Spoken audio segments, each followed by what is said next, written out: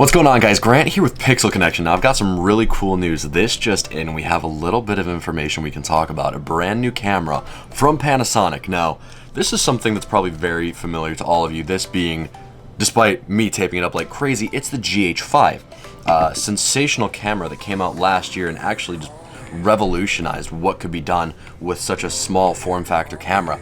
Micro Four Thirds sensor, shoot up to 4K 60 internal, 422 10-bit internal, 6K anamorphic. This camera could really blow through a lot of different things, and it really changed the game. It received a lot of love, it received a lot of hate. There was a lot of grief looking at the sensor size and what we were dealing with, and if you wanted to shoot in really low light situations, this got put down. In comparison to Sony's A7S II, which is the standard for low light shooting, the GH5 just couldn't hold a candle to it, whereas in every other situation it seemed to trump the A7S II. It dethroned the A7S II in that regard, but given the low light performance of that Sony camera, this received some flack. But now looking forward, we have a camera, it's called the GH5S. Is how it's being deemed.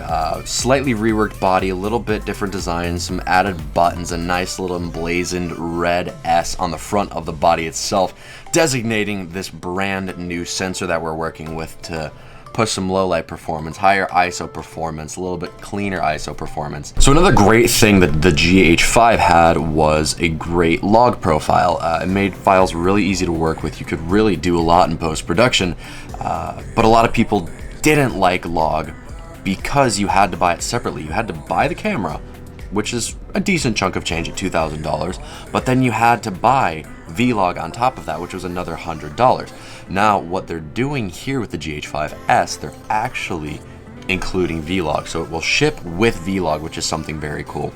You're gonna have that better ISO performance, like I said, for better low light shooting. But another thing is the focusing system. They say the focusing system has been reworked for better accuracy, better low light performance, which I'm particularly excited about, because this thing, albeit fantastic in a lot of ways, focusing system, that was major for me. I know a lot of people won't shoot video in autofocus, but there were some situations where I'm like, I need it, and it just wasn't there for me. And as a stills camera too, you can use it as a stills camera. I know a lot of people won't, but this will be a very big asset for the camera in and of itself.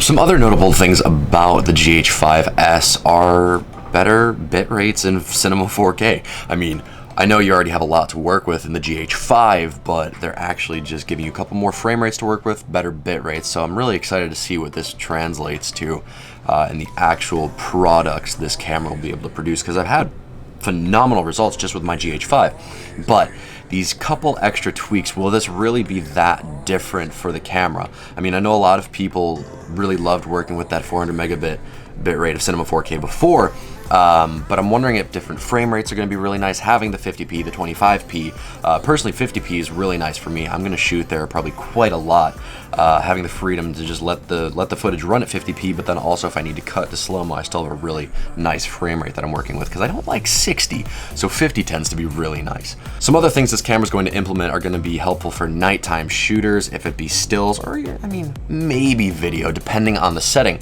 So some of these features are actually in night mode, so it's going to be shooting scenes like dark skies. It's going to suppress the simulation of the eyes that are accustomed to the dark. So it's the live viewfinder and the EVF. Another thing is a live view boost, and another thing being manual focus assist. It's going to give you a bigger punch into 20 times, so you can really nail that focus point. I know, depending on the scenes, it's not the easiest to tell. Even with these phenomenal screens that we're getting on the backs of these cameras, sometimes we still can't quite get it, so that's going to be a welcome addition to this camera. So one last cool thing about the GH5S is what they're implementing in studio applications. You can tether directly into a computer, so you can have a better workflow in your studio. Now this works for photo and video, so for anyone who's dedicated to doing their studio work or doesn't really run and gun with their shooting, this is going to be a really nice application. So all around, it looks like this camera is delivering a nice bunch of updates. Now obviously we're going to get our hands on one, we're going to give you a first impression, we're going to give a thorough review. I'm particularly excited to get this camera in my hands because it's a great camera for really any work, and heck, it's probably going to become the store's main video camera. Probably have a GH5S as the main, a GH5 as the V cam, and it's going to deliver some epic results. So I'm really looking forward to seeing what the world thinks about this camera. What do you guys think about the Panasonic GH5S? I mean, all the hype was there. I mean, I feel like Panasonic really didn't keep this under wraps. They're like, all right, kids, just go play, and they're like eking out information and just let us have a field day. The embargo is lifted, so I want to know your thoughts on the camera. Will you shoot one? Will you want to dabble with one? Or you're like, nah, Micro Four Thirds, or what about it is appealing, or what do you think they could even have upgraded more so? Leave your thoughts. I'm curious. But again, it's been Grant here at the Pixel Connection. Looking forward to seeing you guys next time. Bye. End.